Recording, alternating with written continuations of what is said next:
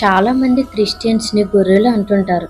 కానీ ఆ గొర్రె సింహంలా ఉమెన్స్ క్రికెట్ టీంలో ఆడి సెమీఫైనల్లో ఆస్ట్రేలియాపై విజయం సాధించి ఫైనల్కి చేరుకున్నారు. ఆవిడే Jemimah Rodrigues. Jemimah semifinal match విజయం సాధించిన తర్వాత చాలా భావోద్వేగమయ్యారు.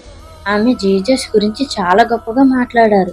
ఏం మాట్లాడారంటే, ముందుగా నేను జీసస్కు కృతజ్ఞతలు చెప్పాలనుకుంటున్నాను. ఎందుకంటే ఆయన వల్ల నేను ఈ ఇన్నింగ్స్ ఆడాను. ఈరోజు జీసస్ నన్ను నడిపించారు. నేను ఆఖరి వరకు క్రీజులో నిలబడగలిగానంటే అది ఆయన కృప వల్లే.